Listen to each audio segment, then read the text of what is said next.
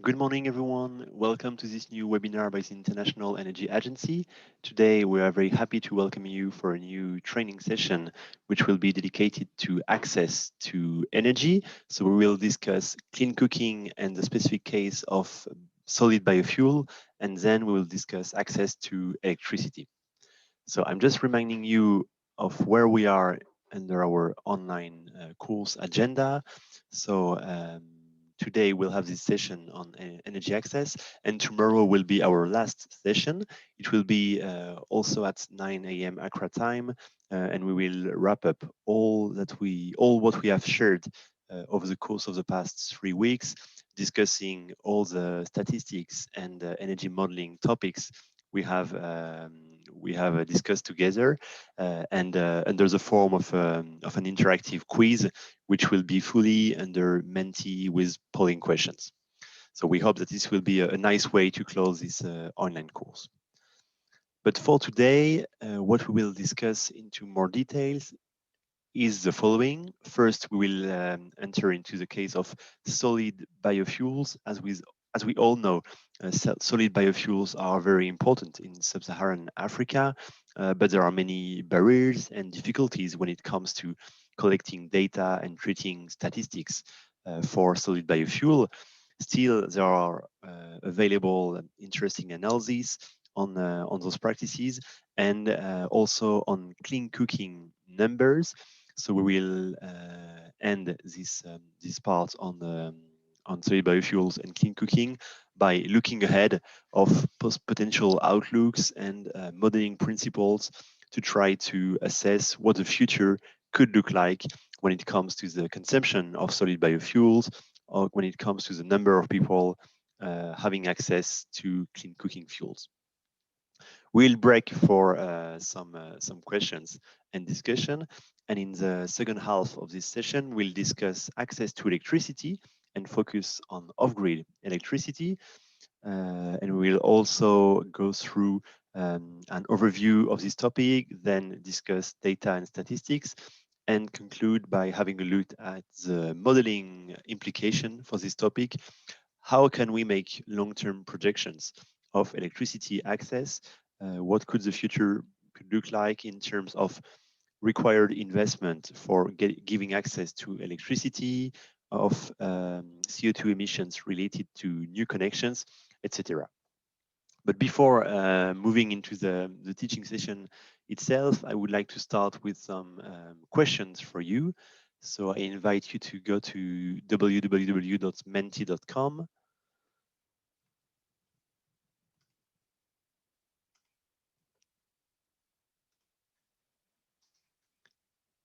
And we will start with a couple of questions related to biofuels and to clean cooking.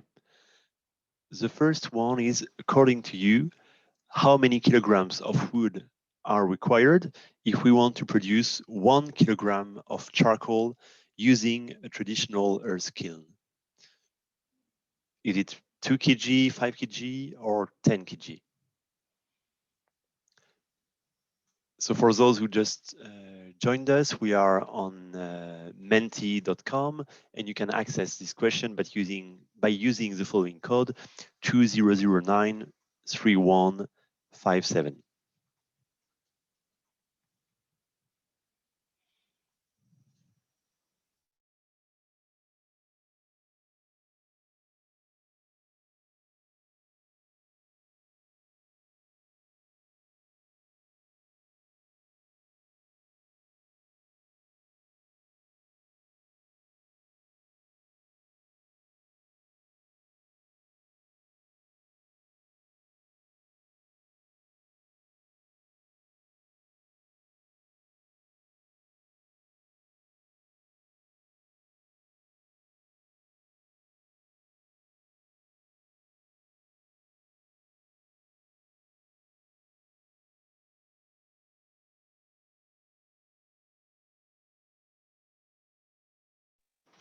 Okay, so thank you for your first answers. The majority of you vote for 10 kg, and of course the answer will depend on the efficiency level of the earth kiln. but based on average statistics we have, it's indeed between 5 kg and 10 kg of wood required to make 1 kilogram of charcoal. So in the most traditional earth kiln, it would be 10 kg or even more. So meaning that the conversion rate is at 10%, which is very low. So moving to another question, as you know, there are several solutions or fuels which are considered as clean cooking practices, and we ask you to rank what is, according to you, the best solutions for achieving universal access to clean cooking.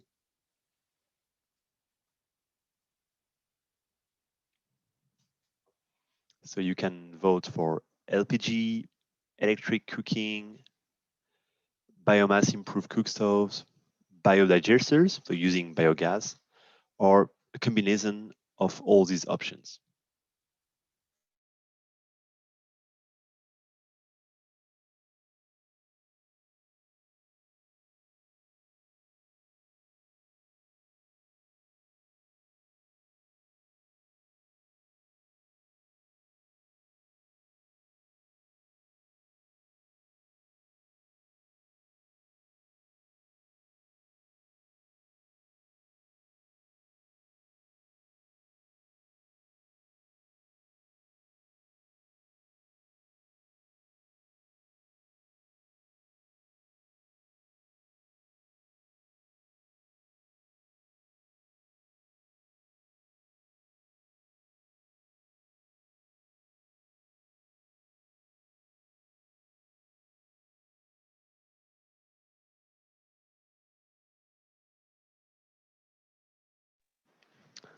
So of course, such questions would get different answers based on the context and the perspective of interviewed people. So in the specific case of Ghana, according to our data, we understand that today a quarter of the population is relying on LPG and other are relying on biomass. So this might be the reason why you are massively voting for LPG as the best solution for achieving universal access to clean cooking. But I can also see that for most of you, a combination of all the solutions is required to grant access to universal access to clean cooking. And one related question we would like to ask you, in your specific personal case, so in your own household, what fuels do you use for cooking?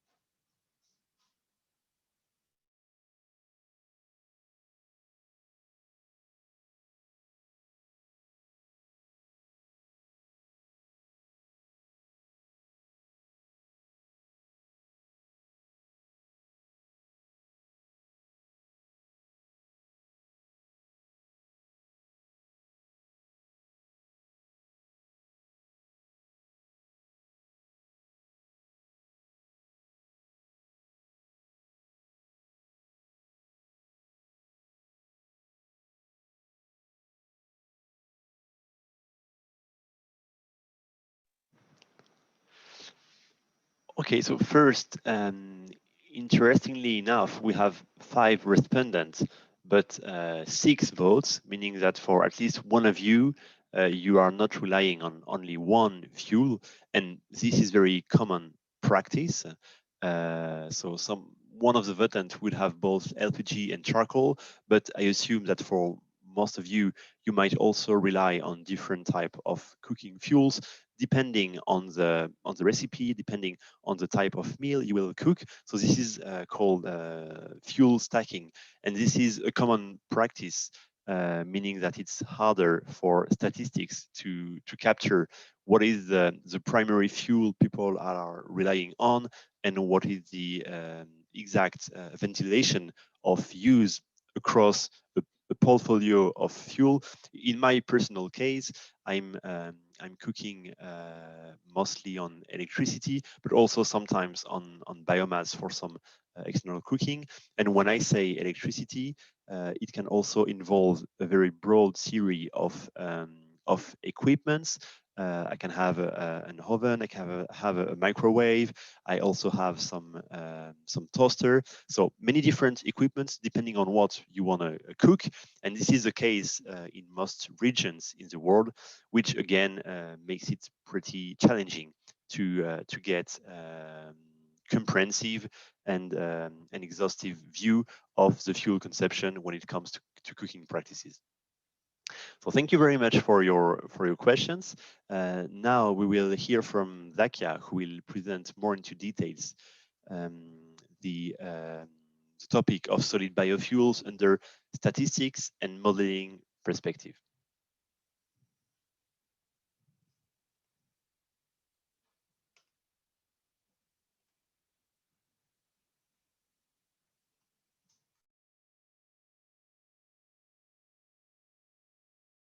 Let's get started with solid biofuels and access to clean cooking. We will look at the importance of solid biofuels in sub-Saharan Africa. Solid biofuels is an important and useful energy source in most African countries and is used primarily for cooking purposes and then for producing electricity. First, there is the cultural preference of some people who prefer to cook using firewood traditionally, but there is often an accessibility issue in rural areas for other sources of energy such as LPG, and so firewood is usually the most accessible fuel for cooking.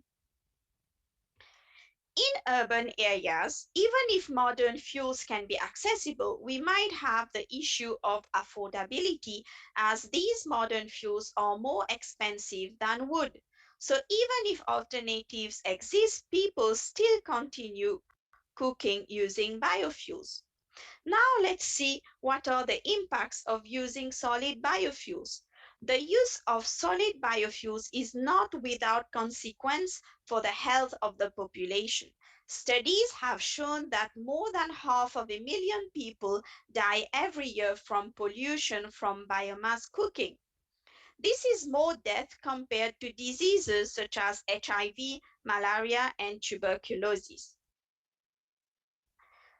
Other drawbacks of using biomass is that women also suffer from wood collection and spend several hours daily picking biomass.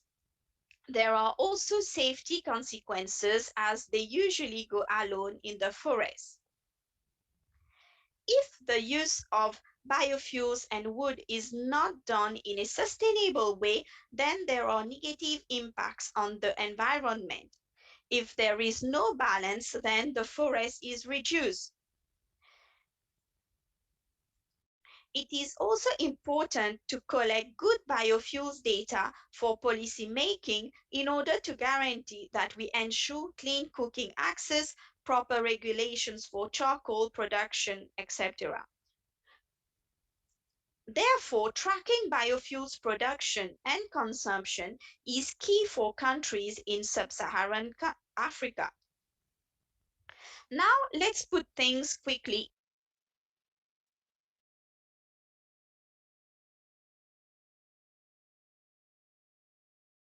into perspectives and see how energy demand has evolved over the years. In 1919, wood accounted for around one-third of total energy demand. Over the years, we see how energy demand transitioned to oil, natural gas, etc. The share of wood decreased a lot at global level, decreasing from 30% in 1919 to only 4% in 2017. But in absolute value, biofuels rose by two-thirds from 400 mtoe in 1919 to 650 mtoe in 2000.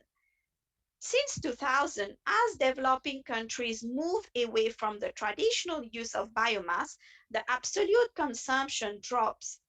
from 650 MTOE in 2000 to 620 in 2018 and 550 in 2040 based on the stated policy scenario.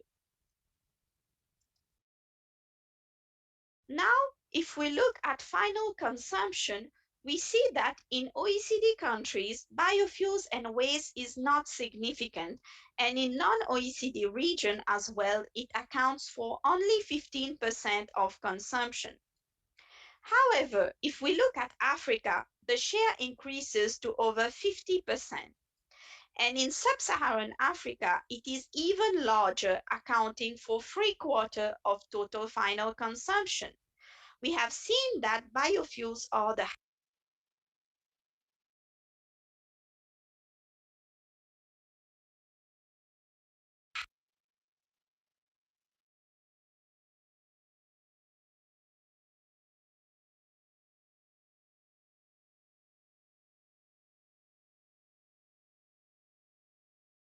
highest consumed fuels in sub-Saharan Africa.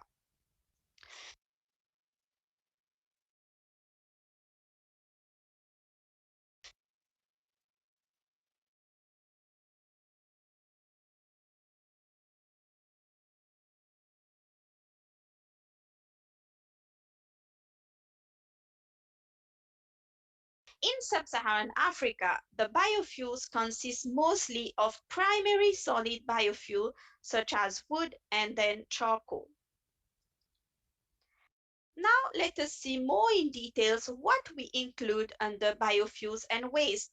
First, it includes primary solid biofuels such as wood, but also biogases, charcoals, bioliquids, as well as industrial and municipal waste.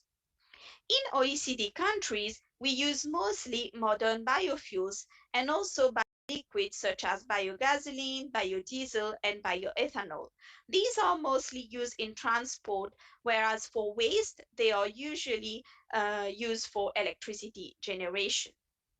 Now, if we look at Africa, we see that it consists mostly of primary solid biofuels and charcoal that is considered as traditional use of biomass. And in sub-Saharan Africa, it is, uh, it is even more primary solid biofuels. Now, let us see more closely at what are solid biofuels.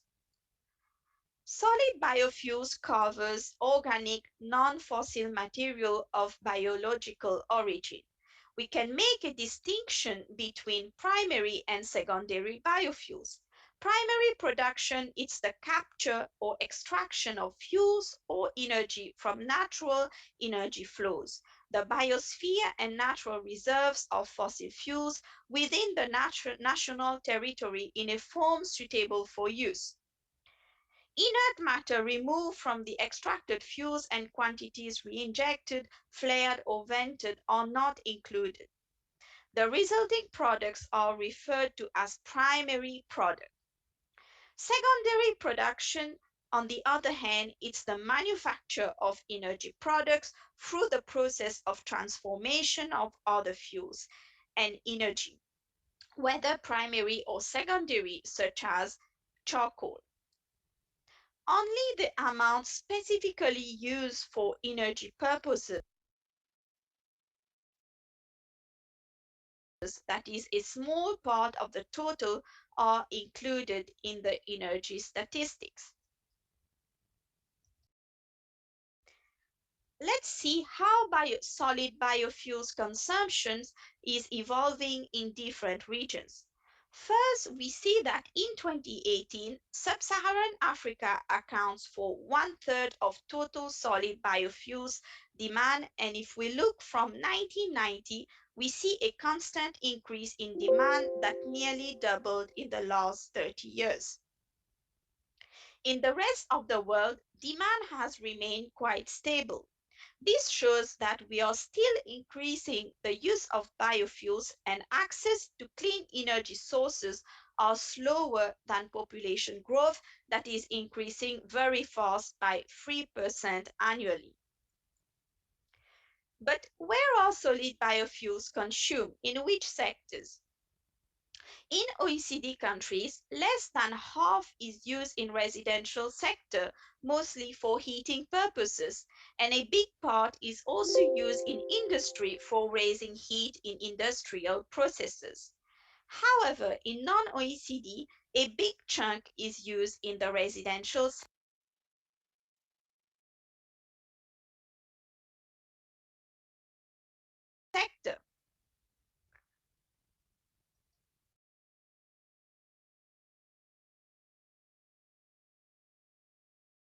If we go to Africa, most of the solid biofuels is used in the residential sector and for cooking purposes.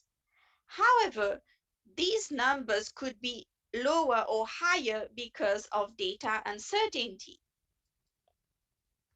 This graph shows household consumption for cooking purposes in rural and urban areas. And we can see clearly that there are some differences between rural and urban consumption patterns for fuels. In urban areas, we have a bit more fuel mix for cooking, where we have some use of LPG, kerosene, and electricity. However, in rural areas, it is still primarily fuel wood and charcoal. We often know how much kilo of wood that we collect, but how much energy does that wood contain? This is one of the barriers of biofuels data collection. The net calorific value, it's the useful energy, and the moisture content is also very important.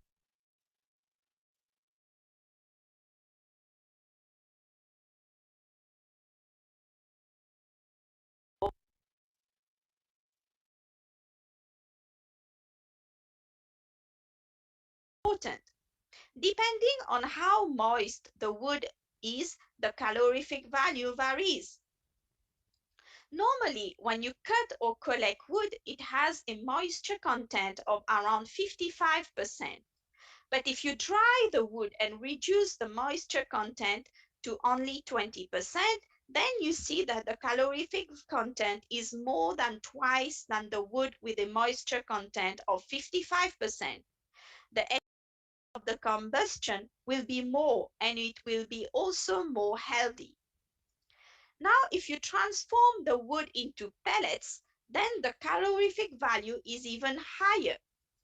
It is often the case in Africa that the wood is used fresh because of lack of space for storing and also the danger of being stolen. So in Africa, the average net calorific value of wood is around 7 megajoule per kilogram. And note that for comparison, that for LPG, it has a net calorific value of 50 megajoule per kilogram. So there's a big difference between the two. The production of charcoal is an output of a transformation process where wood is considered as the input. Note that the calorific value of charcoal is much higher than firewood. Note also here some important facts about charcoal production. The efficiency of the charcoal kiln varies quite a lot from 10 to 40% depending on the technology used. And in sub-Saharan Africa, this is often very low. To produce 1 kilo of charcoal, you need a lot of wood, and in energy units, the efficiency can be as low as 20%. But if you have good wood, why do you need to transform it into charcoal? Charcoal is a better energy product. To have the same energy as 1 kilo of charcoal, you need to burn 2 kilo of dry wood. However, if you use moist wood, then you will need even more. Often in Africa, firewood is consumed without drying because storing it might mean it will be stolen, and there's also not space. So its quality when burned is lower. Firewood net calorific values are very variable depending on the type of wood and the moisture content when it is burned. In average, we can assume that it is 14 megajoule per kilogram. Charcoal, on the other hand, is a higher quality energy product with a calorific value of around 30 megajoule per kilogram. So it is more practical to store and transport charcoal because with the same energy you need less volume and weight. However, the transformation of wood into charcoal has a lot of impact. To produce 1 kilogram of charcoal with traditional earth kiln, you need up to 10 kilo of wood. So you need a lot of wood and so a lot of trees. Therefore, it can lead to deforestation if it is not done in a sustainable way and will affect the environment and lead to deforestation. However, with an improved kiln, it can be better and the yield efficiency is around 30% and you can produce more charcoal. So it is very important to track how charcoal is produced in the country as it has an impact on the environment. Let us look even more at the end use energy service that is cooking. Here we will see the different type of fuel, so wood and charcoal, and the means for cooking that is traditional stove and improved cook stoves. With a traditional stove, you need around 5 kilo of wood to cook a meal.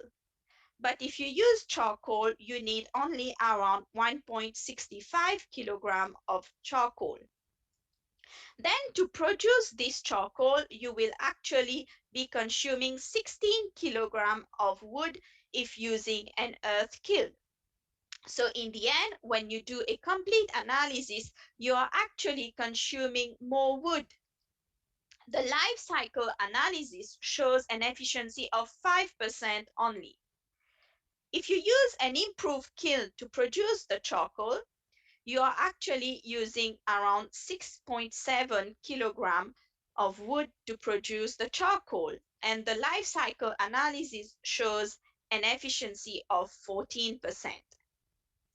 In an improved cook stove, you need just 3 kilogram of wood to cook a meal, which is better. And if you use charcoal in an improved cook stove, you need even less, that is only 1.15 kilogram of charcoal.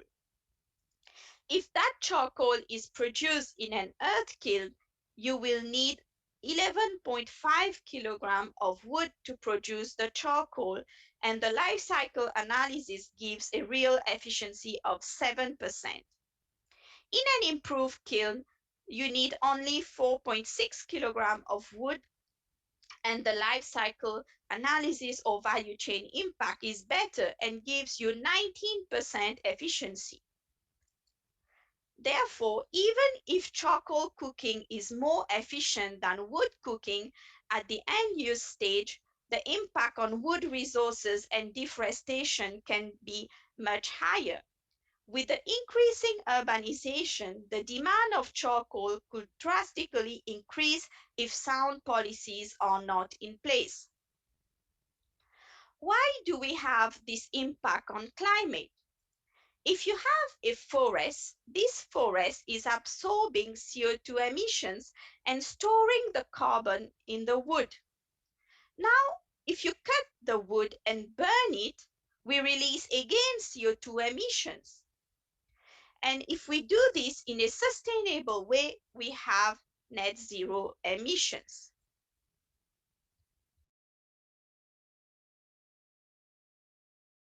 And if there is an equilibrium, there is no net emissions.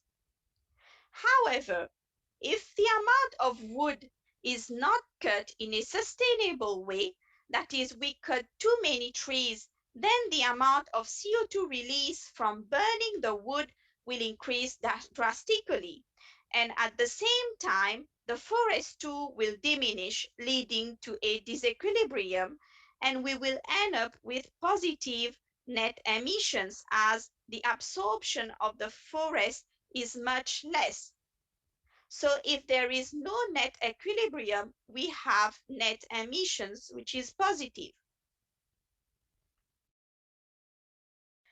Now, let us move to the second point on the barriers and best practices for collecting solid biofuels.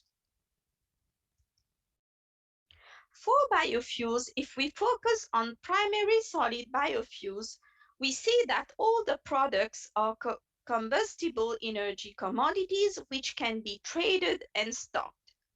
The consumption of these products will be either as a transform to secondary product or as blended to the other sources or used directly in an end-use application. But how do we get these data?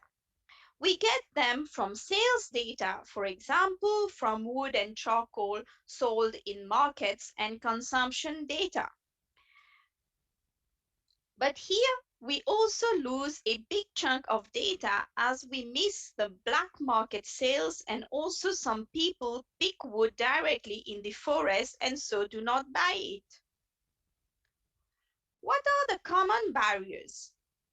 As you have seen, we have this issue of commercial and non-commercial fuels. But we also have a need to have a correct sample, and it is important to work with the statistical office of your country to have a representative sample for both urban and rural areas and also by regions. We need to collect data by type of solid biofuel used, as regional wood resources are different with different calorific values and moisture content.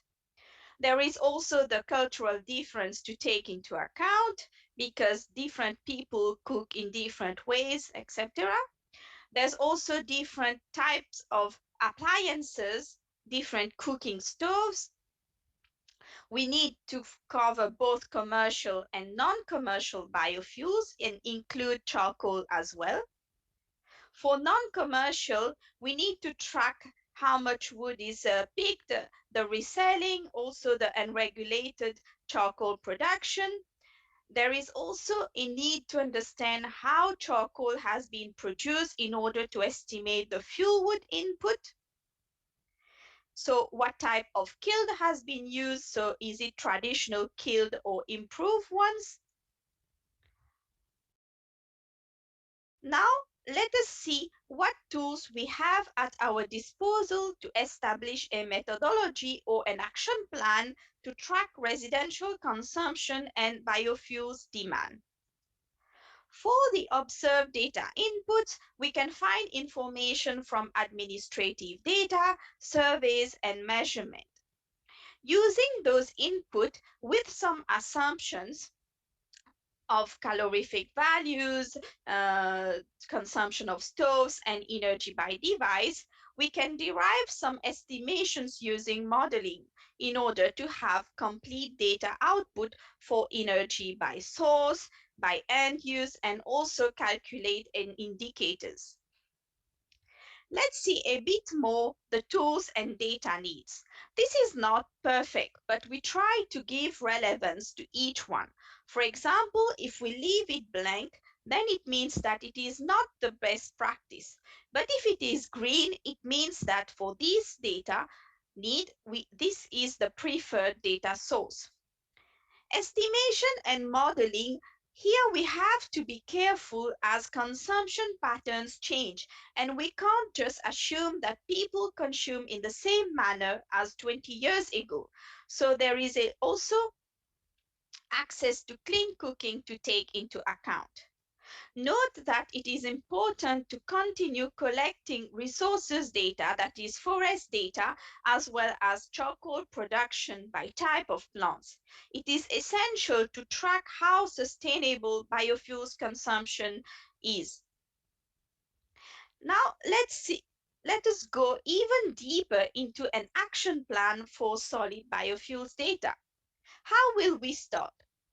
In 2010, let us assume we have a survey for household consumption by type of fuel. And we also know that the number of households. And with this information, we can calculate the total of charcoal, fuel wood, and LPG.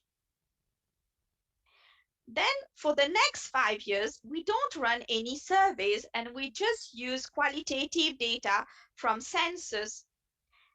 Then we can estimate the missing years, but beware that we cannot use the estimate for many years as they lose their value over time. So if we use the qualitative data and add it with the number of household by type times the intensity, we can calculate for 2011 up to 2015.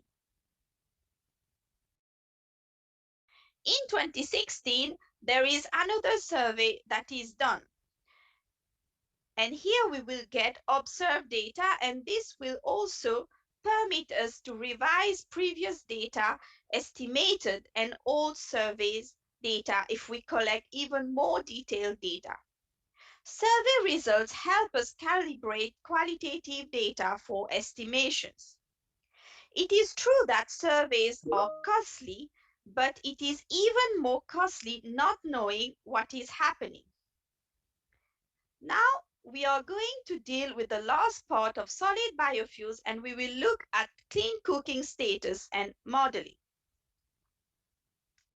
Solid biofuels in developing countries are mainly used for cooking, a topic covered under the Sustainable Development Goal 7.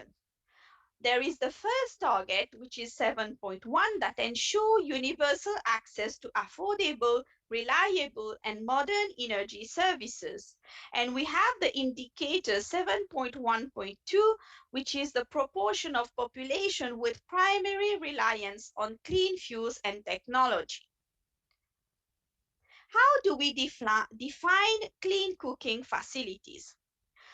We have several technologies for cooking, and we define as not clean cooking technologies when we use biomass, coal, and kerosene. Note that for biomass, only the traditional use of biomass is not clean, and if you use an improved stove, it is clean. With this, we can calculate access to clean cooking. There are some complications to understand that, but because when you use an improved cook stove, there are different types with different efficiencies, and they also release smoke in different ways. So there is different CO2 emitted. For example, a basic improved cook stove uses between 20 to 40% less fuel than a traditional cook stove.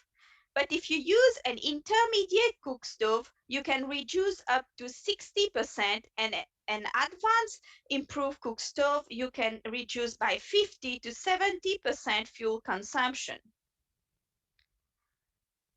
Same for smoke release, it can vary considerably.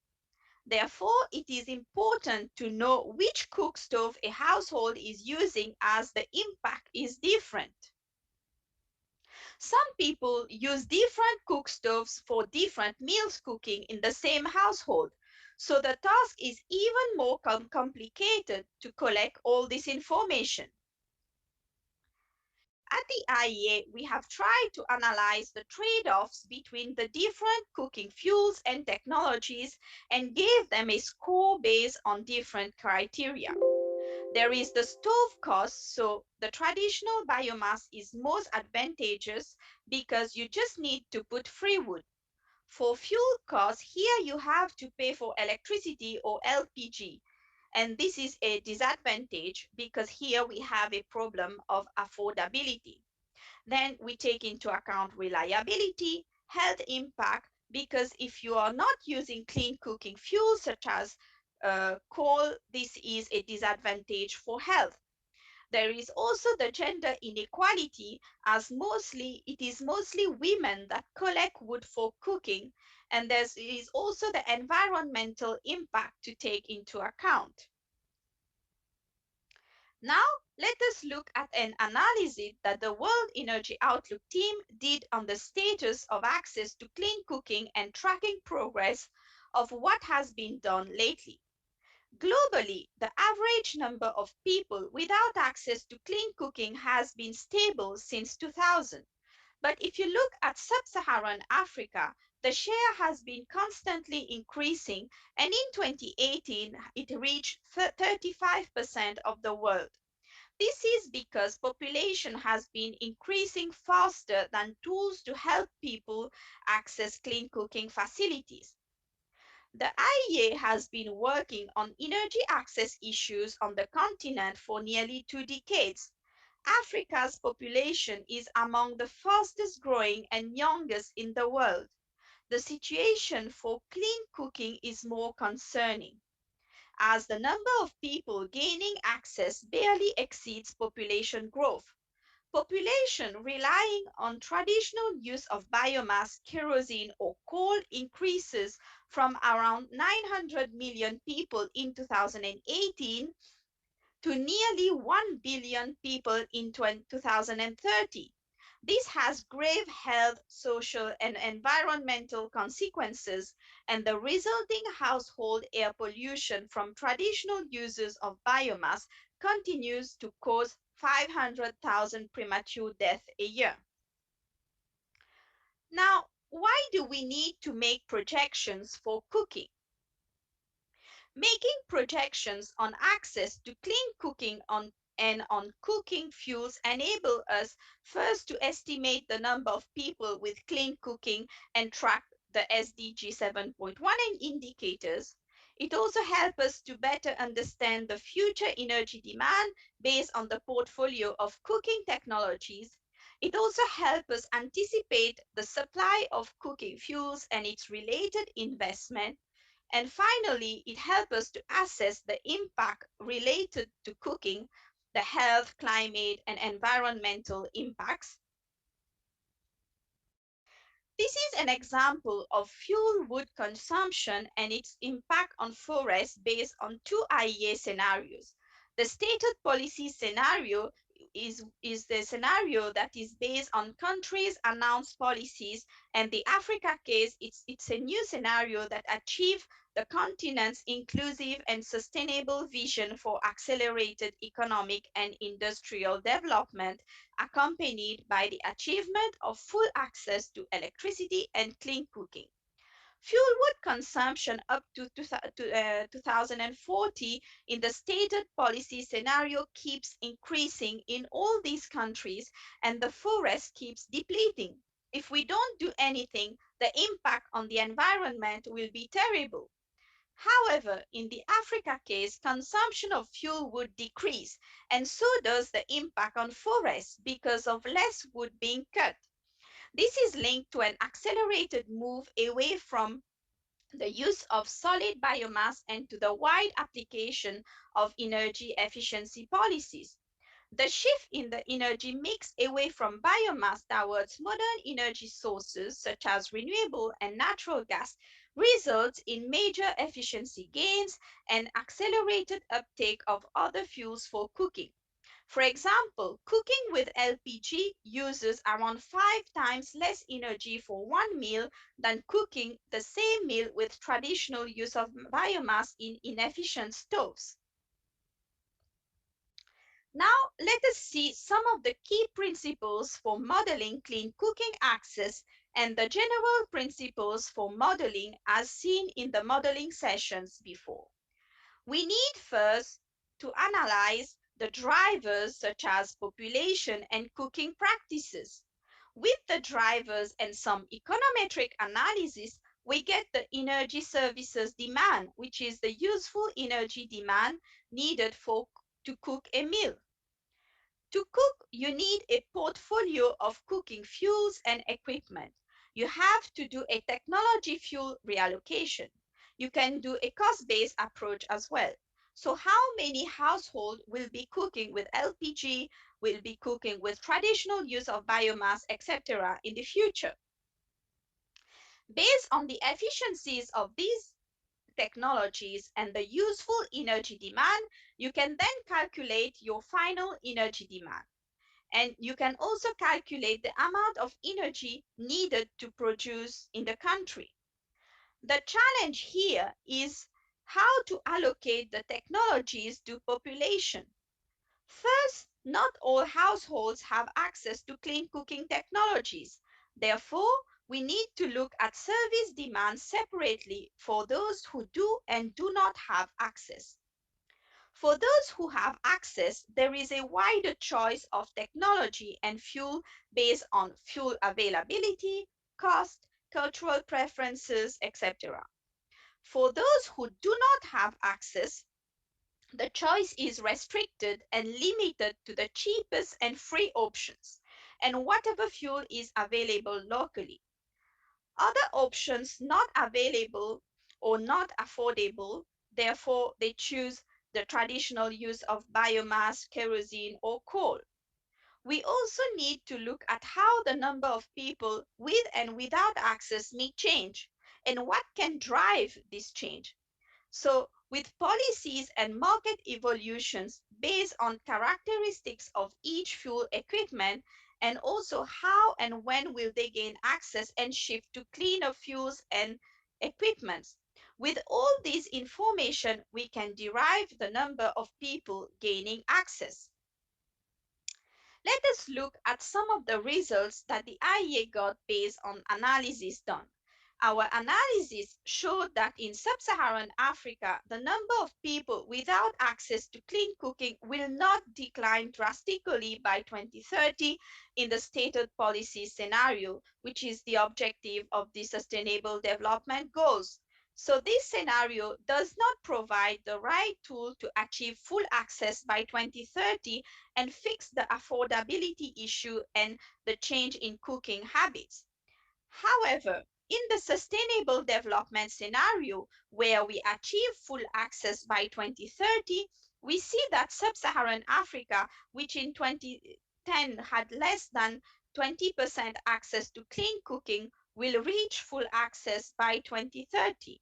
But how is this done? In 2018, 87% of the population in sub-Saharan Africa still lack access to clean cooking, and the fuel mix still has a lot of not clean fuels. In the stated policy scenario, more people gain access to clean fuels and technologies for cooking by 2030, but 70% of the population still lack access. To bridge the gap and achieve full access to clean cooking for all in the Africa case, LPG is the most scalable solution for urban settlements, with improved biomass cook stoves doing most to provide access in rural areas. LPG is the best solution as more than half of urban households gain access by 2030 as the population density justifies investment in the necessary infrastructure. In rural areas home to the majority of those without access, improved cook stoves are by far the preferred solution, dramatically improving the efficiency of bioenergy use. Electrification, biogas, ethanol, and other solutions also play important roles with their uptake depending on local context. Policies will continue to remain essential to push these solutions. In Côte d'Ivoire, for example, the national plan seeks to promote LPG use and increase efficiency of charcoal production.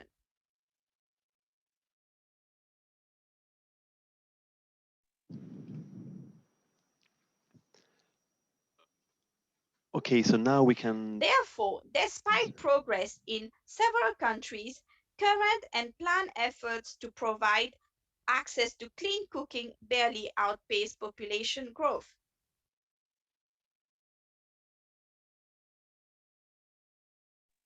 Okay, so back to our live session. Now we have time to take some questions that you may have, and I also saw that we had Mr. Felix Motet who raised a hand.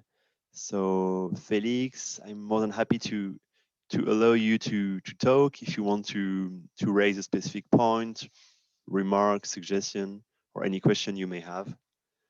So you shall be able to unmute and to speak if you want.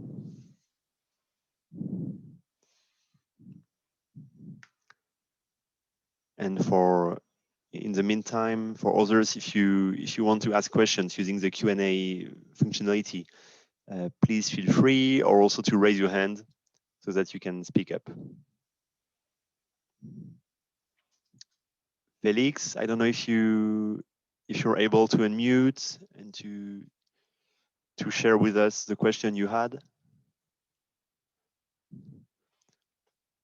Okay, so in the meantime, let me just show you some Ghana-specific findings under the modeling exercise we conducted 2 years ago. So that was the Africa Energy Outlook 2019 work, where we did some Ghana-specific modeling, looking at what is the fuels, what are the fuels and the technologies used for cooking today, for the a bit less than 30 million people in Ghana. And as we discussed earlier, a quarter of them are relying on LPG, presumably mostly in urban and peri-urban settlements, while the remainders are relying on charcoal and other solid biomass. And in the future, by 2030, we have two scenarios, stated policies or steps, where we would see that the share of people using charcoal and other solid biomass in their traditional way would be reduced, but not to zero. So that means we would not get universal access to clean cooking, but under the Africa case, with LPG being more deployed and improved cook stoves, as well as other technologies such as electricity or biogas, we would be able to reach full access to clean cooking. So 37 million people in Ghana would be able to cook with clean technologies and fuels. Okay, Felix, I don't see you asking question, but if you have, please feel free to raise your hand again. Um, there's been an Excel exercise that you have received, and there's a handbook we shared earlier on. I propose that we just take 5 minutes to go through this Excel exercise, and then we will of course send you all the corrections and answers to this exercise.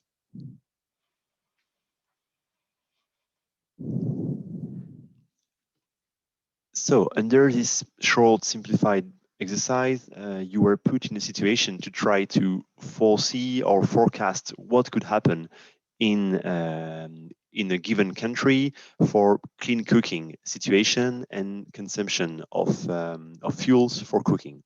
So you were given, based on a national household survey, estimations of the number of people who are relying on specific fuels, and you see that you had the majority of population relying on traditional wood stove, then people using improved wood cook stoves, then people using LPG, and last some people cooking with electricity. And you were given historical data between 2015 and 2020. So the first question that you were asked to answer is calculate the share of population having access to clean cooking under the definition we discussed today, and under the indicator that are reported for Sustainable Development Goal number 7. And as we discussed, it's basically all the people which are relying on non-traditional use of biomass. So you would need to some people using improved cook stove as well as LPG electricity to get the share of people using clean fuels for electricity, for cooking. Sorry. The question number 1 was to estimate what is the useful energy required for cooling at the level of an household. And here you are given some assumptions that, of course, could be improved, could be challenged. But here we were taking that to cook on average a meal in an average household, 1 kilowatt hour are required. Then we took as assumption that there was 2.2 meals per day, 300 days cooking at home, meaning that some days might be cooked elsewhere in case of public holiday, for example, or other specific days, and that the average household occupancy was at 4 people per household. This could be again checked and improved with national specific data. This could be broken down between rural household and urban household. But based on those numbers, it was possible to calculate by multiplying those different parameters what is the annual cooking energy per household and brought back per capita, and we were given that on average, one person would need 165 kilowatt hour for meeting his cooking needs in the year. And moving to question 2, based on this number and on the data we got from the survey, as well as some data we have on efficiency of each cooking device and each fuel, it was asked to estimate the annual and country level energy demand for cooking for the different fuels. So for electricity, for example, we would look at the number of people relying on electricity for cooking, multiplying by the efficiency of an electric cook stove, and by the annual cooking energy per capita. And we would do the same for other fuels over the course of the period, as well as for the projected year 2030. Question 3 was looking at comparing those data we just calculated and which come from our survey and our estimation with some statistics that were reported at the Ministry of Energy or Statistics, and to try to see if our estimation makes sense compared to the reported statistics. And here you were just asked to calculate some ratio to see how close those two data sets were. And what you can see is that for LPG and electricity, the gap between survey-based estimated data and statistics reported data was very low, between 5% data gap. But in the case of fuel wood, we had like a 50% difference between our two data sets, and this can be explained by the fact that, as we discussed extensively, it's not easy to capture well the level of wood fuel consumption, and also to understand the level of efficiency of each cooking device relying on wood. So this is a reason why we have important differences between our two data sets. Last question was looking at modeling and making projections. So what could the future look like in terms of people relying on fuels, in terms of people having access to clean cooking? So if we come back to the top part of our Excel sheet, we were given already some projection under stated policies. And here we had 71% of the population having access to clean cooking, but it was asked you to make other projections based on a different scenario, which we called full access scenario. So with every household using clean cooking means by 2030, and to make those projections, you were given hypotheses. So first, having full access would mean that no one is relying on the traditional use of biomass. So we can input that this line would be at 0 by 2030. Then for improved cook stoves, you were given information that the government was uh, deploying or having a clean cooking policy aiming at reaching 5 million households equipped with improved cook stoves. So here, this is what we calculated: 5 million cook stoves multiplied by the number of people per household. Then for LPG, you were given some limitation in terms of capacity or threshold that the country would be able to supply residential demand with LPG at a limited level based on refinery capacities, based on projected imports. That was at 4 terawatt hour. And based on the efficiency levels we had, we can back calculate the number of people that would be able to benefit from this LPG supply. And the remainders would be people relying on electricity. So this is a very short and simplified way to see if we have such a policy deploying 5 million improved cook stoves, if we have plans for importing, refining, or distributing LPG in that level of volume, what would be the remainder number of people relying on electricity if I want people to have only clean cooking fuels, and this could reflect into a demand for electricity at the residential level.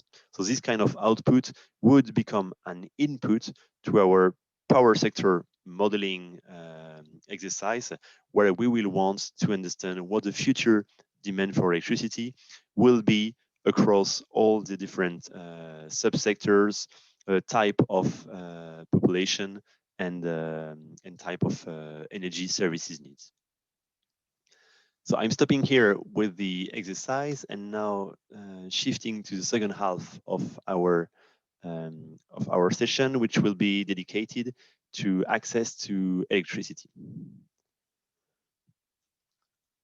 And to start that, I would like to ask you again to visit menti.com for a few more polling questions.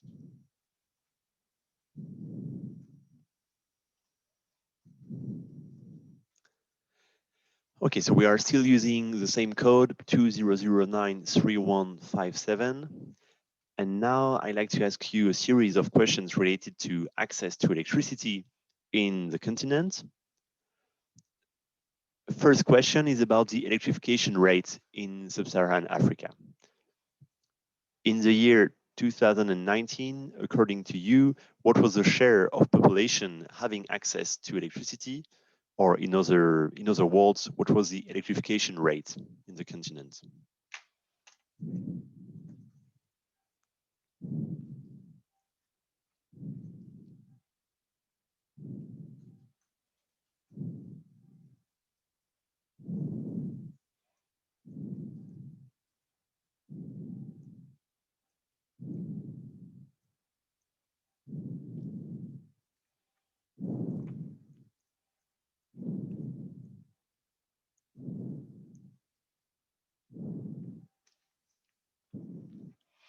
So here we are looking at sub-Saharan Africa. So it's the continent excluding northern African countries like Morocco, Tunisia, or Egypt, which have reached universal access to electricity. So there, the electrification rate is at 100%.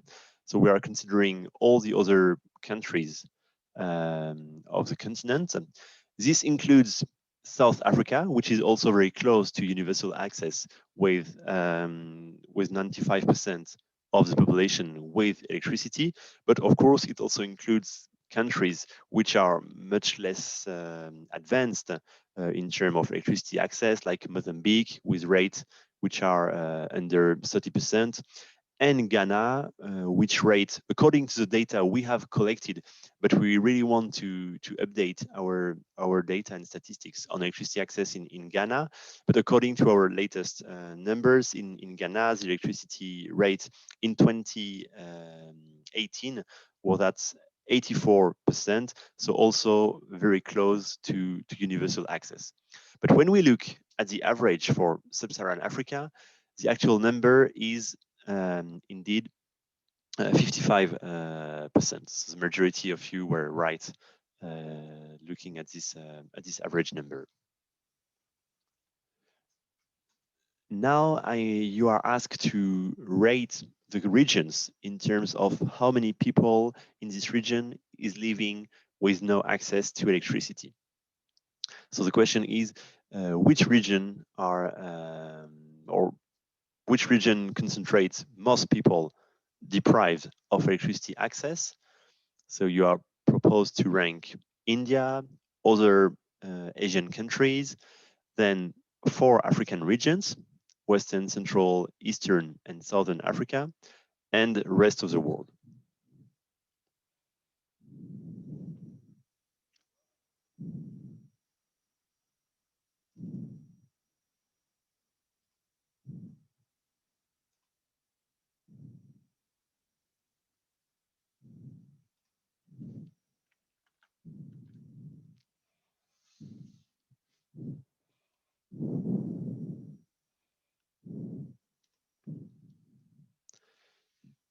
So the question relates to today's situation, and as we will see in the coming presentation, this situation has changed very quickly because today Africa is concentrating most people without access to electricity, but that has not always been the case. You can think of India and South Asia, which at the beginning of the century were home to most people without access to electricity, but India has reached universal access recently, and many Asian countries have made significant progress. So the issue of electricity access is increasingly an issue concentrated in sub-Saharan Africa.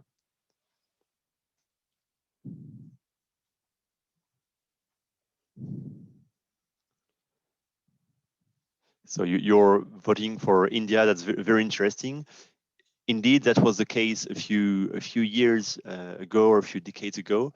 But as I just said, India has reached universal access to electricity. So today, India is no more the region number 1 with access to electricity. Then it's not easy to position the different African regions.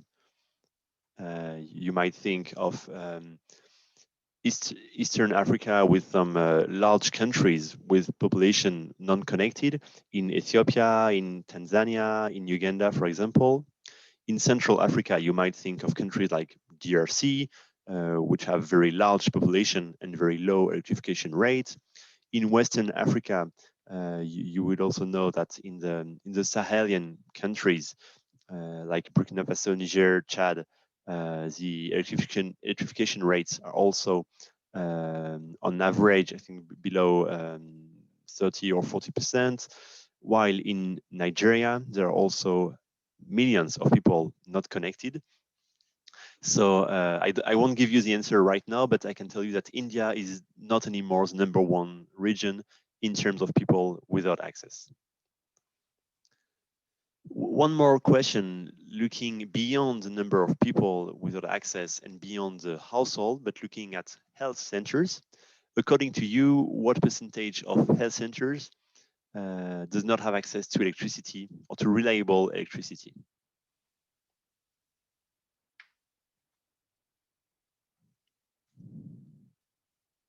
And we're looking at developing countries.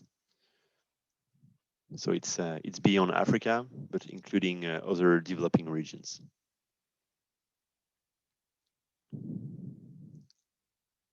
Okay, so we will also see in a second the answer. Just to flag that this topic has been very much emphasized and stressed on during the COVID-19 pandemic, because of course, as we know, if we are able to provide electricity to health centers, those can offer better health services or be able to take more care of people. For example, it's very key for vaccine conservation to be able to have some cooling devices, and this is requiring electricity. Okay, and one last question: if we look at universal access to electricity, As per the UN SDG7 goal, as you may know, there are different options to provide electricity. We can rely on the grid, either extending the grid to new regions or densifying the grid. We can develop mini grids. We can also distribute solar home systems. If you had to prioritize those solutions, which would you choose?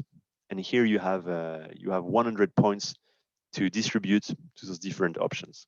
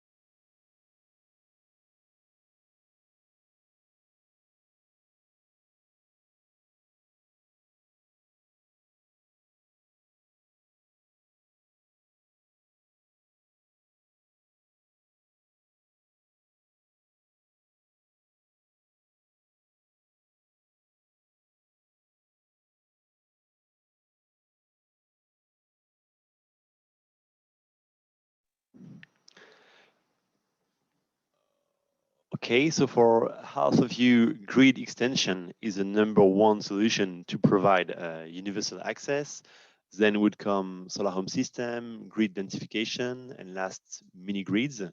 Okay, it's of course there is no right answer, and this would be highly context specific.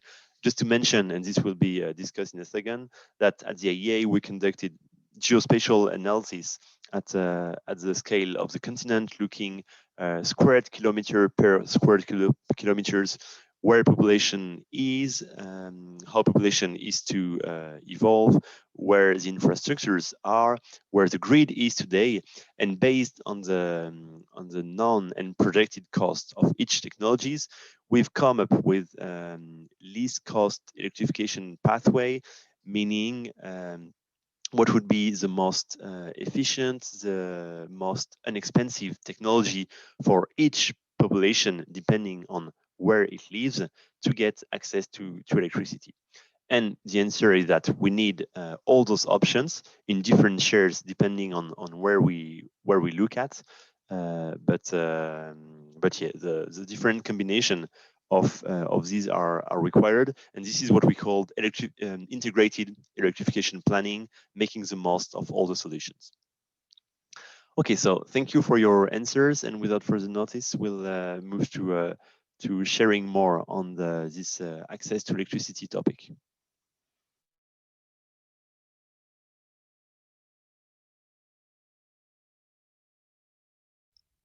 We will now discuss access to electricity, starting by giving an overview of electricity access, then discussing data, and last discussing modeling.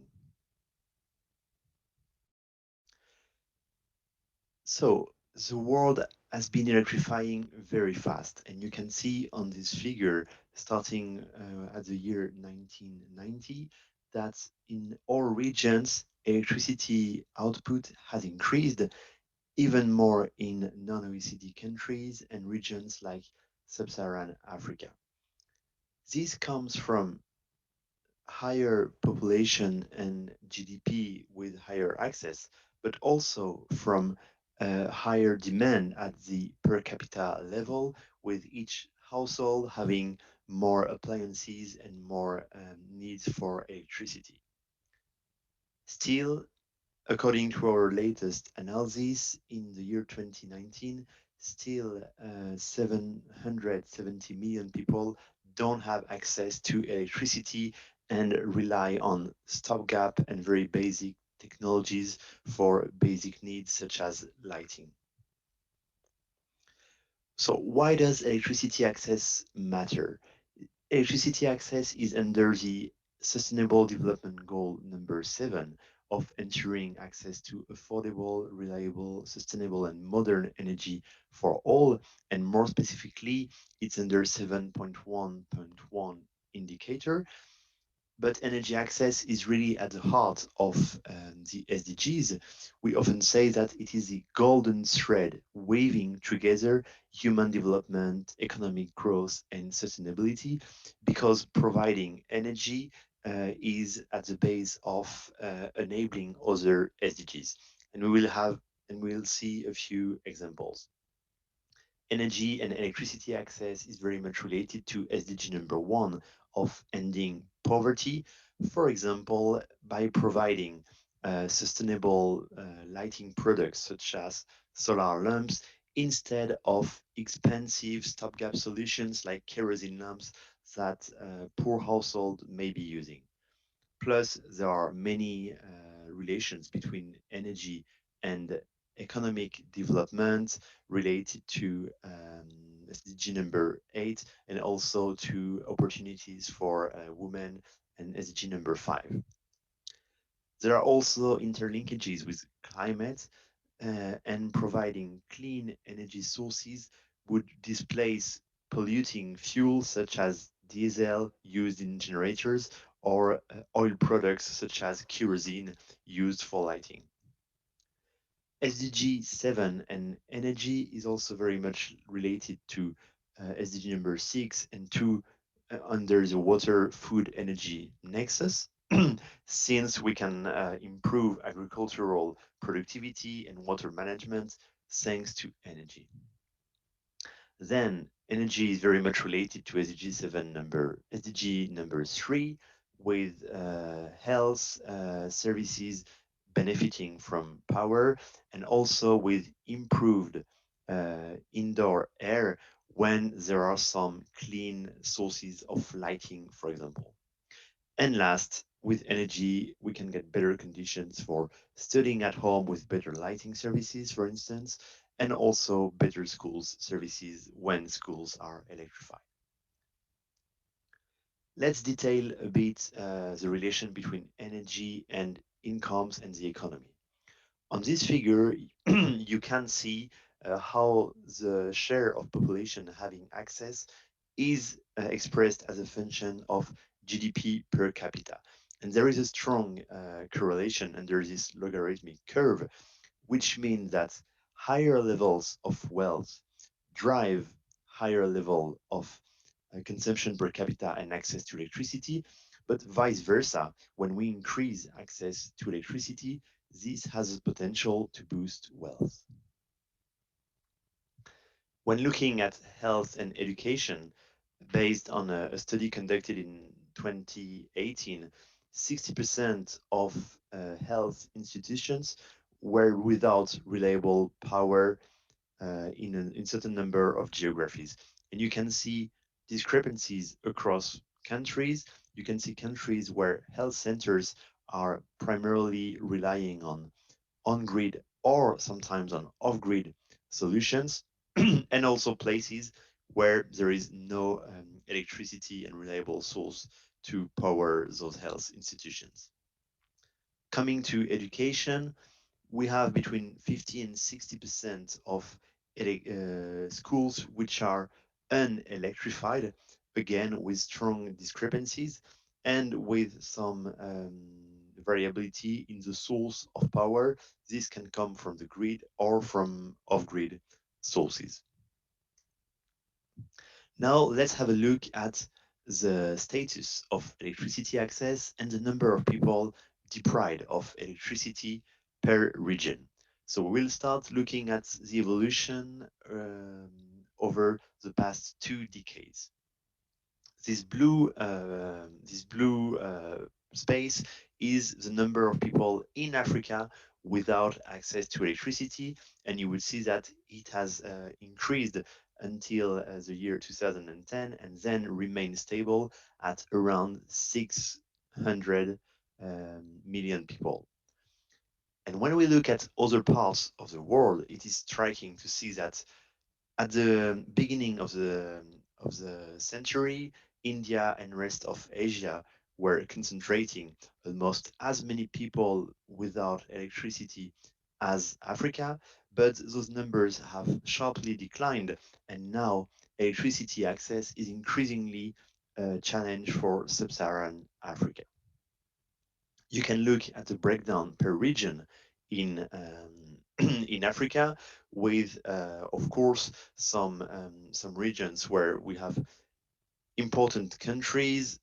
We can think of DRC, which is a very heavy weight for Central Africa, or of Nigeria, which is also important for West Africa, concentrating close to 70 million people without access to electricity. So in terms of region, India was the #1 region concentrating people without access in the year 2000, but this has decreased as India reached universal access in the past years. On the contrary, regions such as West Africa and Eastern Africa have come to the top ranks of the ranking. If we look again in the past at what happened in India, but also in China, you would see here how long it took to those two countries to provide electricity to 600 million people. So in the case of China, this took 35 years. And for India, it took a bit more than 15 years. And this is the fastest electrification experience we have observed in humanity, with a very impressive and strong progress achieved in India.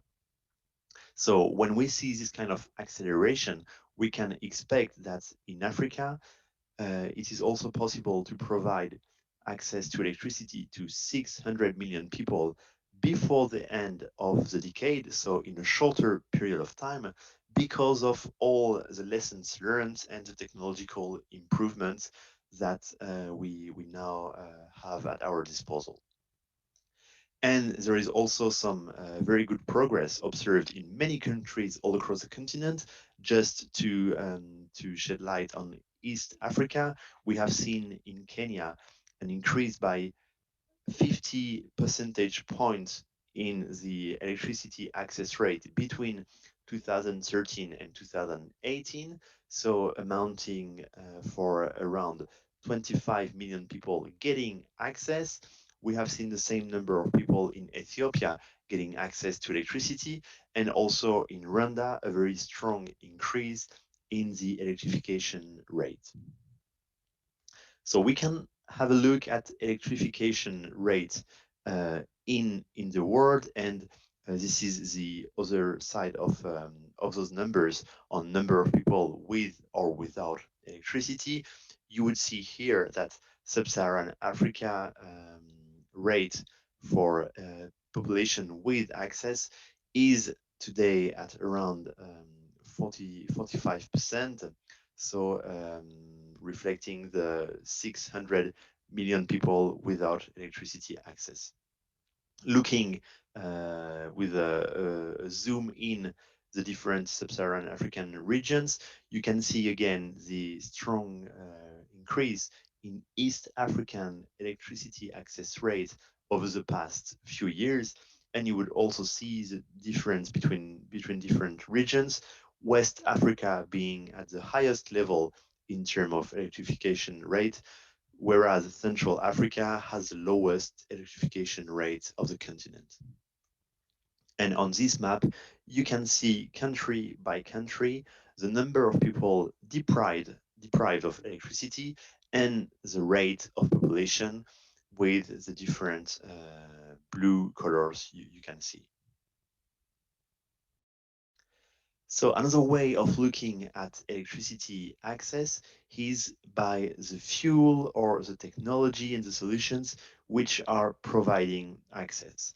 And this is an analysis we've been doing, looking at the annual number of people gaining access to electricity by type of fuel and by technology between the year 2000 and 2012, and then between 2012 and 2015. And what you can see here is first an acceleration. On average, there were more people gaining access to electricity in the second period observed than under the first one. Then you can also see that looking at the different fuels and technologies providing access, there is a stronger role for decentralized solutions and solar PV when we look at the more recent period. But you can also see that there are some important provision of electricity to people gaining access based on coal. And this is more striking if we deep dive more into what happened in India. So this is the number of people gaining access to electricity in India over the period 2000-2016. And you would see that on average, 30 million people were gaining access to electricity every year, and 80% of them were gaining it thanks to grid extension, grid being powered by coal-fired power plant. So this is also some interesting analysis we can do, looking behind the number of people gaining access. What is the technology to provide it, and what is the fuel, the source of energy to generate those electrons?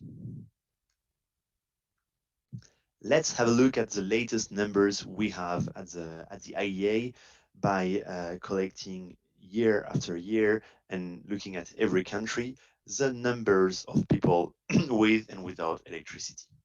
So looking more specifically at Africa, this is what we observed. So a rise in the number of people without access to electricity until the year 2013.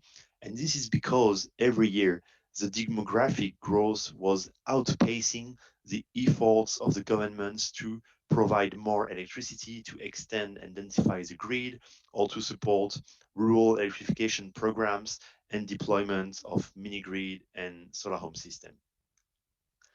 But since the year 2013, this number was decreasing, meaning that progress were faster than population growth until the year 2019, because due to the pandemic and its aftermath, we have observed that the progress are being reversed, and that in the year 2020, there are more people without electricity than there was in the year 2019. So this is a very concerning trend that needs to be reversed if we want to reach the goal of universal access to electricity by the end of the decade. And on the right part of the chart of the slide, you would see how those number of people without access are broken down by country, and 5 countries, so DRC, Nigeria, Ethiopia, Tanzania, and Uganda, are actually concentrating half of those African people without electricity. There are many reasons that can explain this rise in the number of people without access in the year 2020 due to the pandemic and its aftermath. Governments had to shift priorities to the more urgent task, so limiting support to some electrification program, or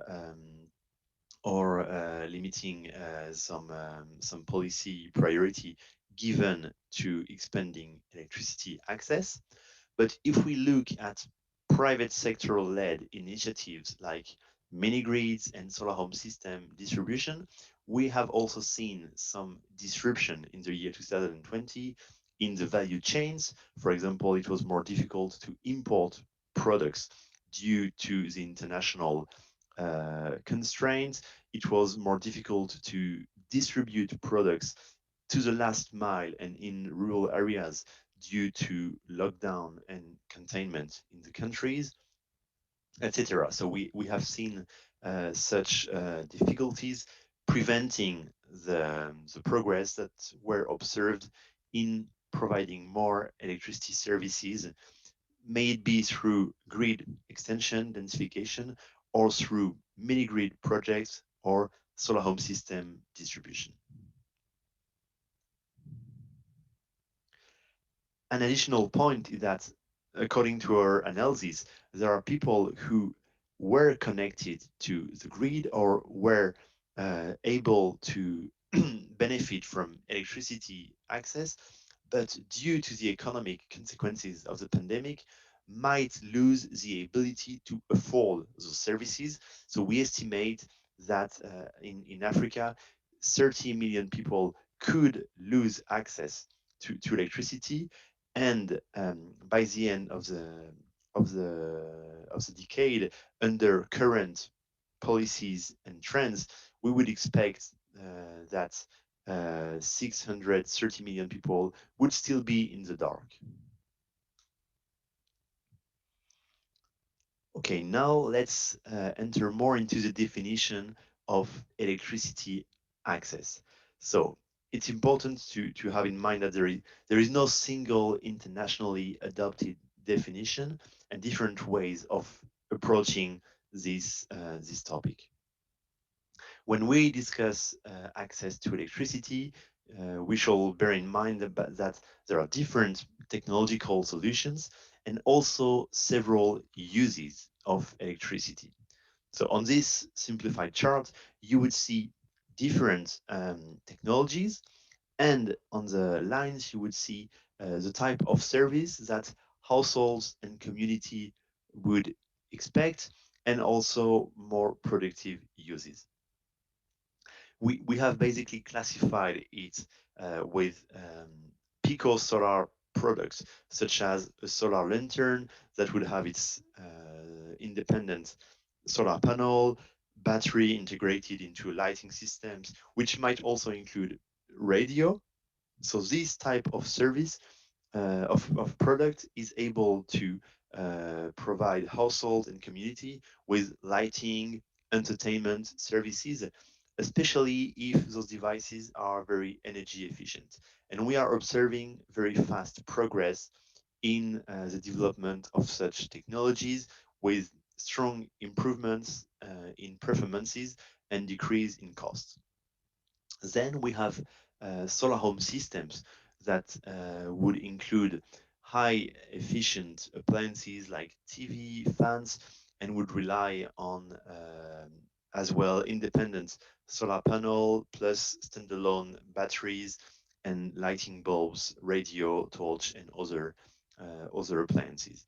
And this again can be of the use of households, but also of communities and potentially also of some productive use if it may include solar pumps, for example. Then we enter into a higher level of energy development and service with mini grids, which are small infrastructure developed at the size of a community or a village or specific needs, and who would rely on different energy sources.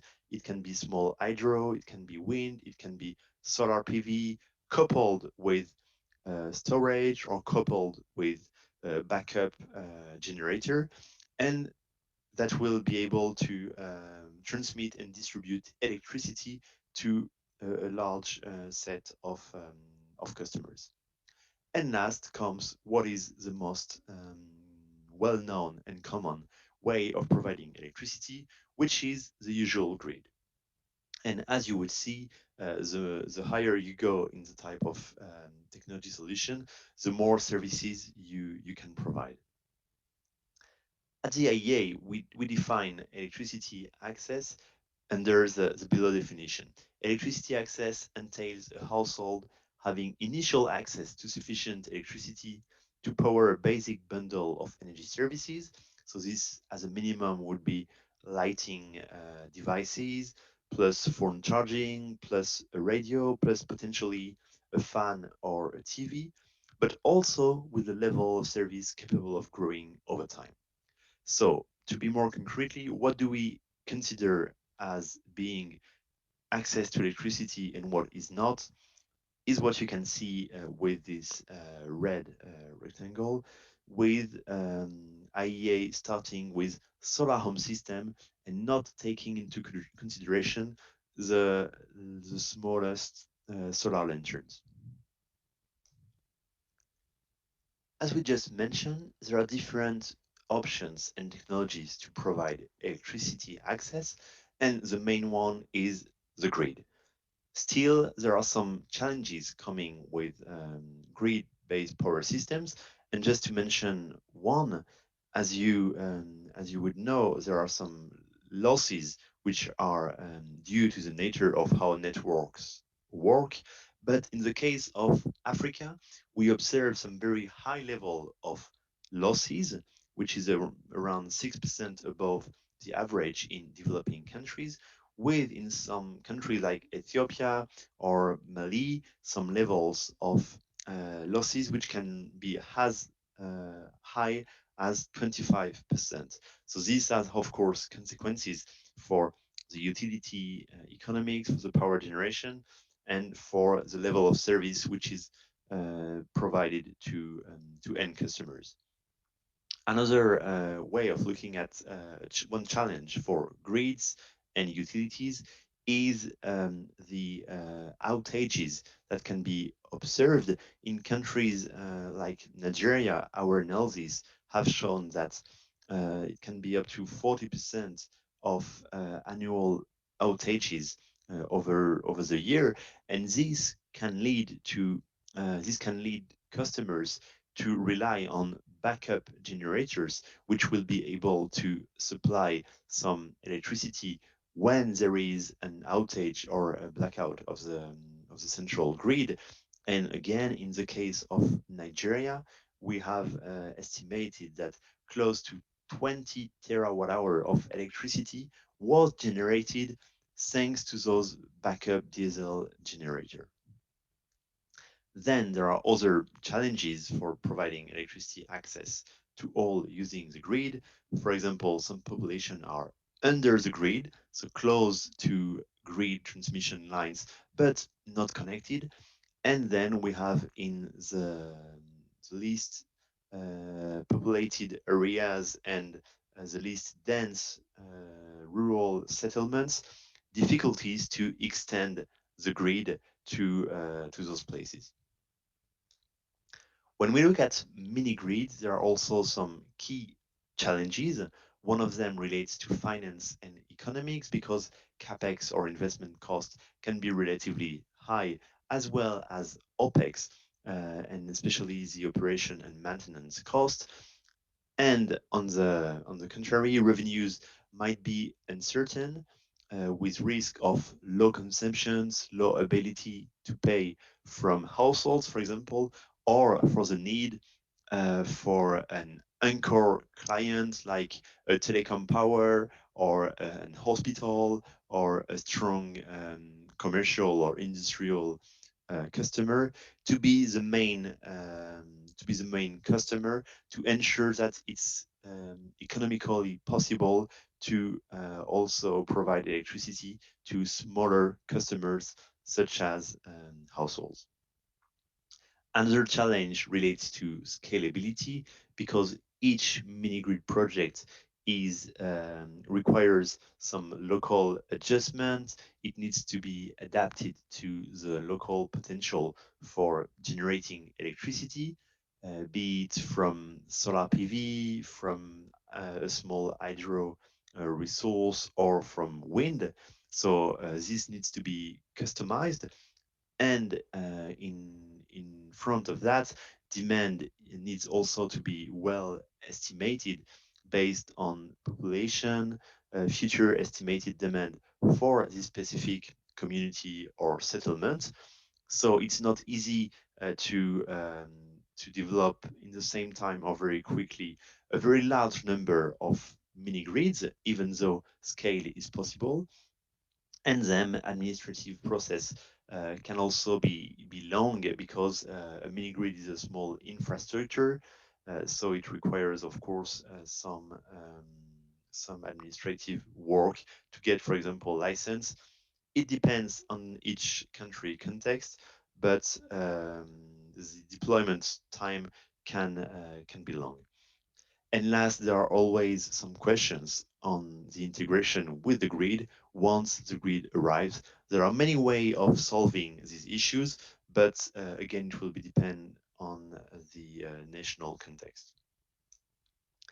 Last, standalone systems such as solar home systems also bring some key challenges and difficulties.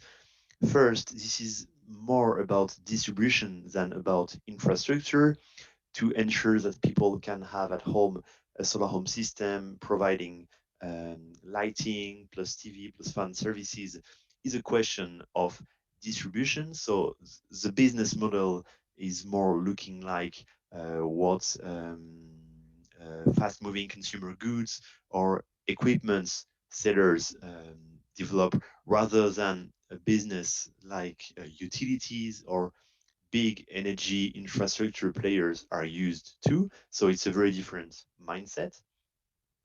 Then it's increasingly relying on digital technologies because such products that might have a high upfront cost are usually sold under pay-as-you-go business models, where the customer would be able to pay day after day small installments before becoming fully owner of his TV solar home system after 1 year and 2 years. But this requires mobile banking services as well as strong connectivity. Then all those products have a limited lifetime. So thinking from the beginning at recycling is key. And last, usually those solar home system distribution models have been led by private sector players who are really relying on market-based approach. So they sell to a bankable customer, and this type of approach is not adequate for everyone. So, for example, if it comes to provide electricity services to very isolated or very fragile communities, like in refugee camps, such private approach are not adapted. So we estimate at the IEA that to reach universal access to electricity, we need to rely on all those solutions, grid extension as well as grid densification, but also mini grid and standalone system. And to back this statement, we have conducted geospatial analysis looking at every squared kilometer in sub-Saharan Africa, looking at where the population is, where the infrastructure are, where the existing transmission lines are, and depending on the cost of each technology, we have come with analysis on where it makes most sense and where it's more economical to develop further grid versus where it's more economical to develop mini grids or to distribute solar home system. And you can see that this type of analysis was done at the scale of the continent, but also for specific countries. And here you have the example of Cote d'Ivoire in Western Africa. Another example which confirms that full access requires integrated plans combining on and off grid is the very interesting case of Togo. So this Western African country that you can see here is not very is around 50 kilometers from west to east, but around 800 kilometers from north to south. And there is already a high level transmission line which goes from north to south.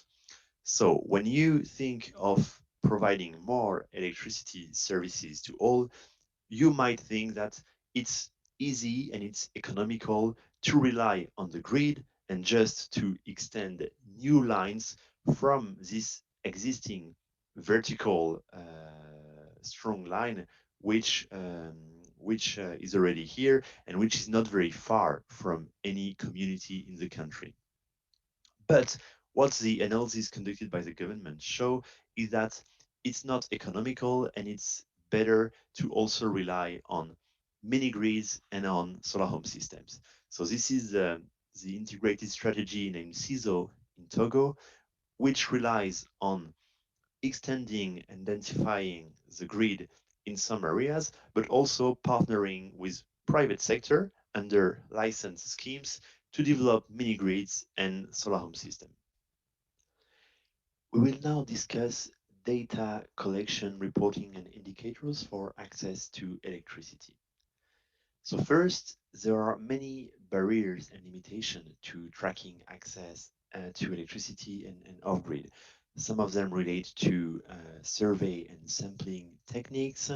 Other relate to the off-grid source of electricity, like mini grids or solar home system, which, for example, are not metered or do, would present difficulties in giving some data in terms of capacity or electricity generation. Then calculating the rate of electricity access itself would involve many parameters, looking at binary information or gradual and tiered level of access, looking at the source of access, looking at per capita power consumption, or tracking also the lifetime of equipments to ensure that access is maintained over time. There are mainly two sources for tracking electricity access, and this is what is currently done today. The first source are surveys, and this is reflecting a demand size vision of access with DHS or local demographics surveys asking to households their source of lighting and getting an understanding whether households have or have not access to electricity and which source is providing electricity, grid, mini grid, solar home system. This is a survey, so it's not updated every year, and samples need to be carefully selected. But it gives a very good field and bottom up view of electricity access. And this is what the World Bank is using, for example, in its database. The second source, and which is what the IEA has been using, are government reported supply side data, mostly coming from the utility, and that can be updated every year based on the number of connections, based on the number of lines and meters that utilities would know. And it can also take into consideration off-grid data such as rural electrification government-led programs or even data coming from the private sector. This is more reflecting a supply side vision of access. Then there are new types of data, new methodologies which are currently developed, and the IEA is also very much working on improving the understanding of electricity access. So we are looking for more data on the type of connection, the availability of electricity, reliability, also information related to finance and affordability from the household perspective, quality of the electricity, cleanness, or in other words, what is the source of power generation behind the technical option. And this can come through better surveys with more specific and detailed questions or more granular data from programs and energy providers. Then, beyond households, there is also interesting work being done to understand better how health centers, public buildings, or schools are connected to electricity. One example developed by the World Bank is a multi-tier framework, so it's still relying on surveys and it enables to understand different tiers or level of service of access to electricity rather than a binary information of a household has or has not access to electricity. There are also increasingly off-grid data which are developed and which are feeding some consolidation and data tracking systems. Here is an example in Zambia under the Edison platform related to a grant program where there is a live tracking of solar home system and mini grid connections relying on smart meters and other tracking technologies developed by those solutions. Then there are also increasingly geospatial and satellite data that can help track better access to electricity using nightlight images, day PV panel recognition, or also electricity networks maps. Now we will discuss modeling of access to electricity, or how can we make projections on how electricity access will evolve in the future. So, as always, when we do some modeling exercise, we need to start by wondering what question do we want to answer. And here, again, we can take a scenario approach with deductive scenario. What will the future will look like under certain hypotheses? For example, if the current announced policies are effectively implemented, if the known technologies are developing as we expect, or we can take a normative approach. What is the pathway if we want a specific future to meet given targets? For example, what's the trajectory between now and 2030 if we want universal access to electricity by the end of the decade?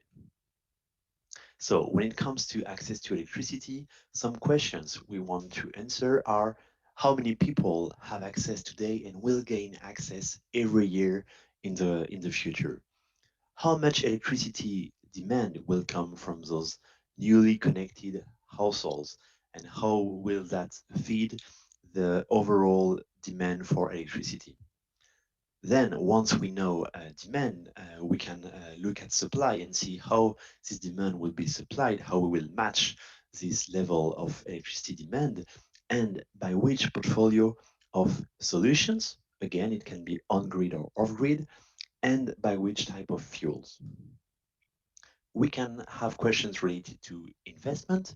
How much investment will be needed to serve the demand? And we can also investigate impacts and see, for example, what are the energy access related CO2 emissions. Here we will present very synthetically how we do this kind of modeling exercise at the IEA under the World Energy Model.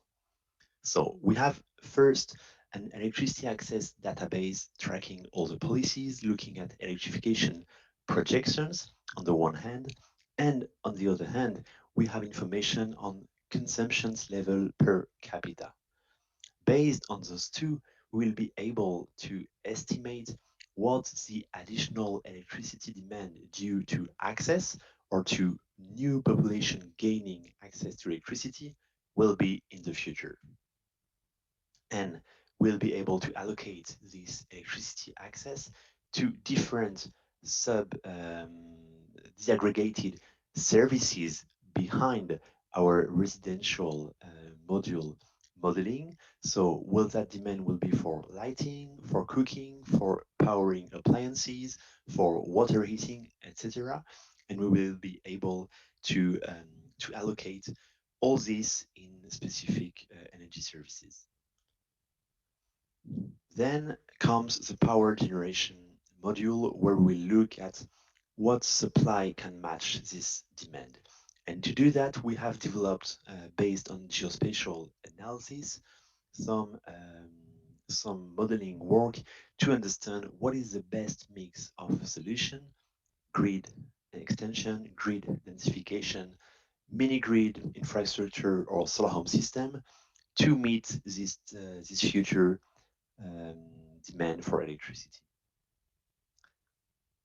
And with that, we will get information on demand by each solution and reflected into both generation terms and capacity terms. Let's have a look at a few examples of those results of the modeling outlook. Here you can see electricity demand in 2018 in sub-Saharan Africa, and how it would evolve in the coming decades depending on the scenario, and also looking at what is the demand coming from people already connected to electricity today and from people gaining access, and then what's the demand for non-household productive use or transport. We can also modelize efficiency savings. So what will be the demand if we take into consideration strong energy efficiency policies and more efficient appliances and equipments, or if we don't. Another example on the results of our modeling is on the power reliability. As we discussed, we know that in Africa today, many countries are experiencing a certain level of outages, of transportation and distribution losses, and as a result, a high number of backup generators used by consumers. All these elements will evolve in the future. Again, we are getting projections under our different scenario as output of our modeling exercise on electricity access.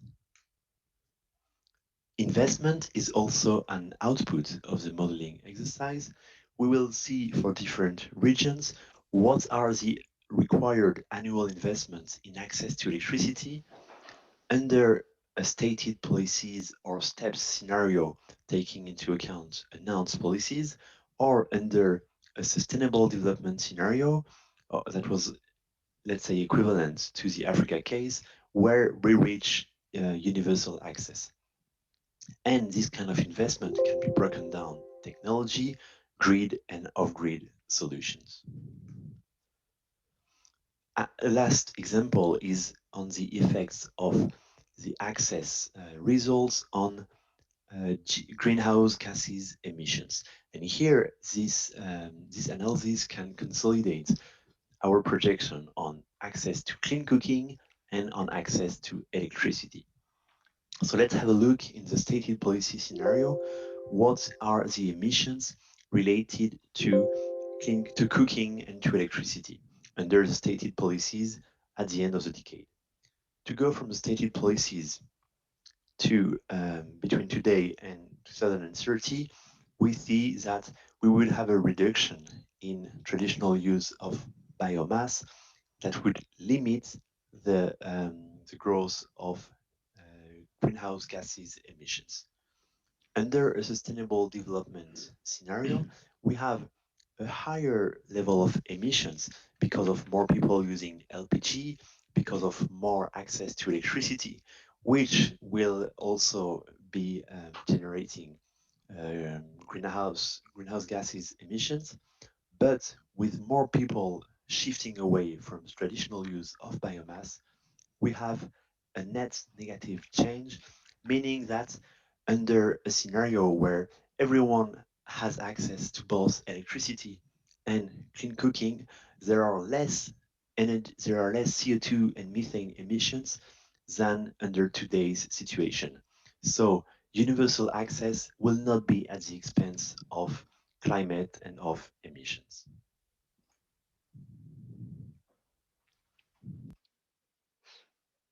Okay, so now we have time for very quickly a few questions, if you have some.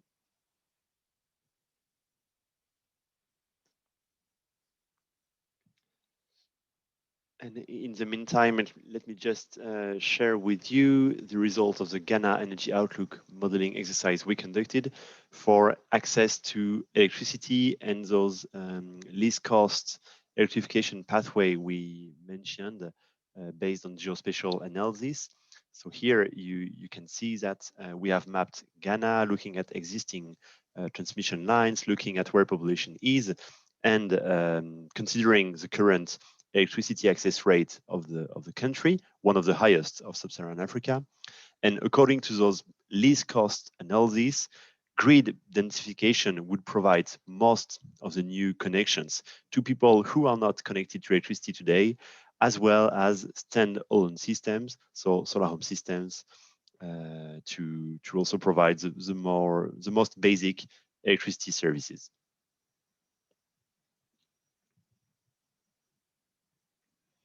Okay, if you have any question, you can keep them for tomorrow because we will have our last session closing this online course. So it will be a shorter one. We will do a quiz under the menti.com website, just wrapping up all that was said under statistics sessions with Dakia, under modeling sessions with myself, and we will also be able to answer any question.